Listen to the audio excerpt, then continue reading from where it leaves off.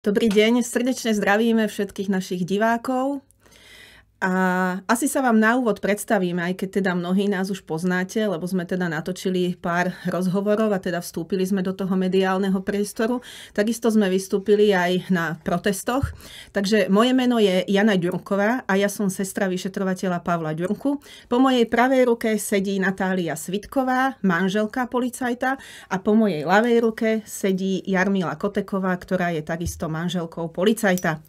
A teraz mi dovolte povedať vám, že prečo sme sa rozhodli natáčať takéto videá, prečo sme sa rozhodli ďalej verejne vystupovať. Rozhodli sme sa preto, že cítime mimoriadnu vďaku voči všetkým našim fanúšikom, ktorí nám píšu nespočetné množstvo správ a povzbudzujú nás v tom, aby sme ďalej vystupovali, aby sme verejne hovorili.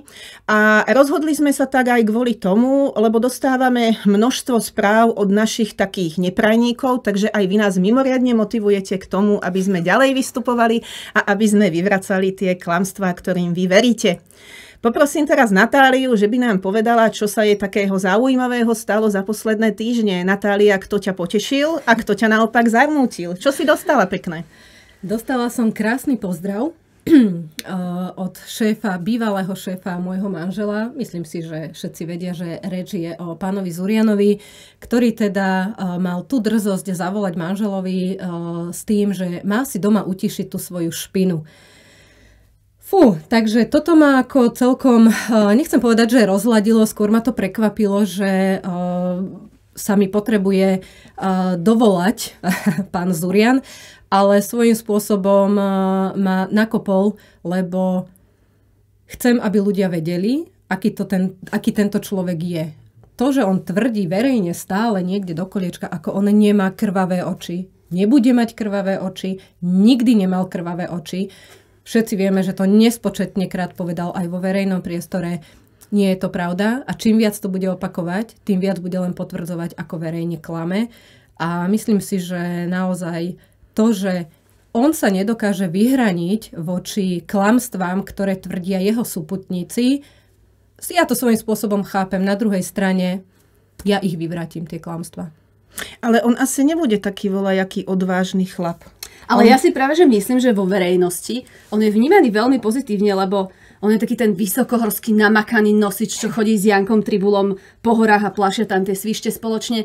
Ale ja mu chcem takto osobne odkázať, že mu veľmi pekne ďakujem za túto mediálnu slávu, ktorú mi doprial. Lebo keby on nespravil to, čo spravil môjmu manželovi, tak svet by vlastne o mne vôbec nevedel a tento môj ostrovtip by znášal naďalej iba môj manžel doma, ktorý už je dosť imúnny, takže som rada, že bavím aj teda široké publikum a verím, že tento odkaz pobaví aj pána Zuriana. Ináč, on je veľký fanúšik sociálnych sietí, rád dáva páčiky na jednotlivé komentáre a dokonca aj môjho pobavil a dal tam páčika, takže verím, že si pozrie tento odkaz. Zdravíme.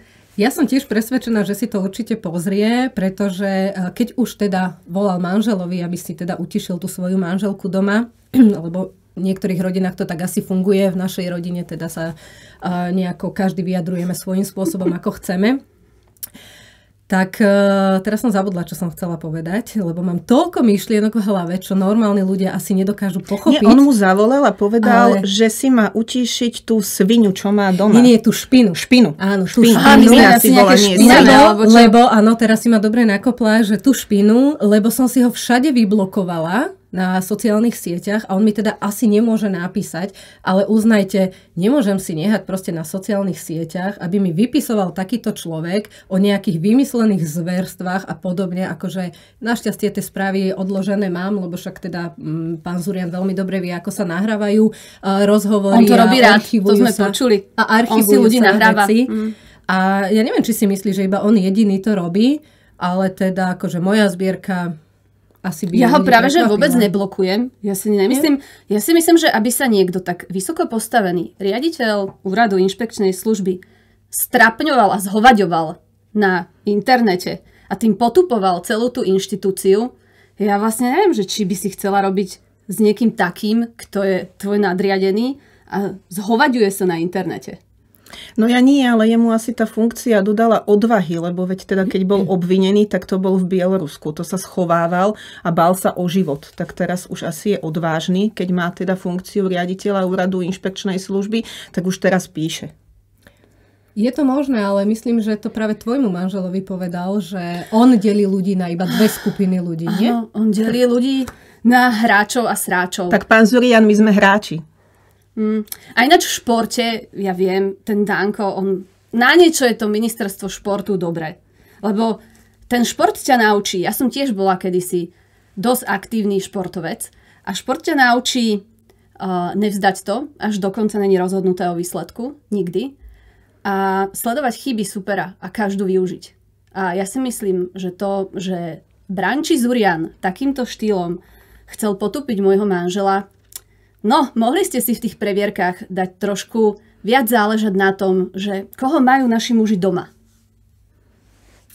Tak to vieš, im stačí, aby chodili po našich susedoch, vypytovali sa, s kým sa stretávame, kam chodia naše deti do škôl, akože... Toto im asi stačí, vieš. Ale poďme si povedať ešte, že čo nám ten Braňulo ešte doprial. Nie? Chodil nám aj všelijaké správy, nie? A to asi on nepíše.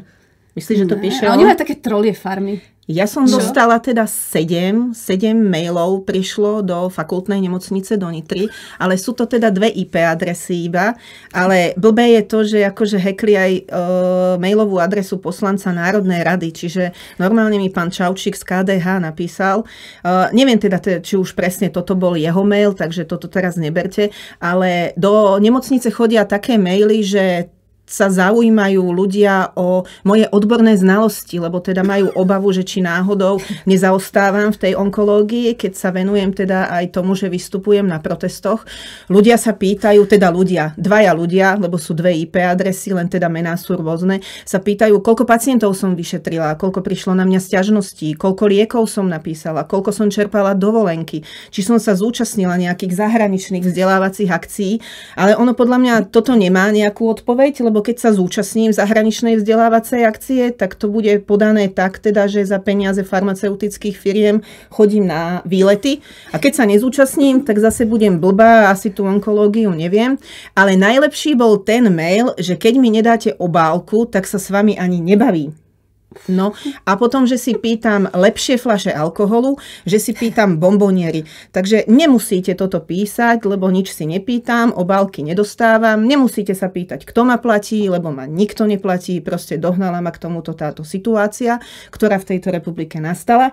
A my budeme verejne vystupovať, budeme hovoriť, budeme toto robiť, lebo doteraz to robil je teda iba tá jedna strana, ktorá vyhrala voľby a dopadlo to zle. Tá jedna strana mala tlačovky do obeda, mala tlačovky po obede, mala tlačovky každý deň, na tých tlačovkách klamala, ľudí oklamala, ľudia tomu uverili, potom túto stranu volili a my sme tu teda teraz na to, aby sme to uviedli na pravú mieru. Tak je veľká škoda, keď sa práve tým tlačovkám venuješ, že naozaj na tých tlačovkách ešte stále preberajú informácie, teda ľudia z tých tlačoviek a šíria ich proste ďalej v mediálnom priestore, kdežto my ten mediálny priestor vyslovene nemáme, musíme si ho vytvoriť, ale však ako stačí ísť po malých krokoch ďalej. Ale mňa prekvapuje ako občana, že proste naozaj aj tá novinárska obec, teraz nechcem všetkých hádzať do jedného vreca, ale ja to proste musím povedať, že ako keby aj tá novinárska obec, oni proste to prevzali. Čo sa povedalo, lebo tu zrazu sa ukazuje, že niekto má punc pravdovravnosti a aj keď sa vyvráti reálnymi faktami, že klame, ako keby sa to zmazalo a stále sa preberá to, že títo mali väčšiu sledovanosť, títo mali viac lajkov, títo mali viac komentárov, tak to musí byť pravda. No, milí ľudia, ako naozaj toto nie je pravda. Informácia, ktorá proste odznie v tom verejnom priestore, nemusí byť vždy 100%, nemusí byť ani 90% a na druhej strane nemusí byť ani 1%.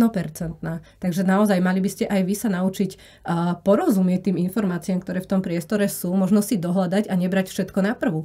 Ja teda dúfam, že aj to, čo my tu povieme, viacerí z vás si dajú tú námahu, lebo ja som presvedčená, že niektorí si tú námahu určite dajú a sami zistíte, že aj v tých ďalších reláciách alebo v tých našich vystúpeniach preukážeme, že to, čo povieme, sa vždy zakladá na pravdivých faktoch.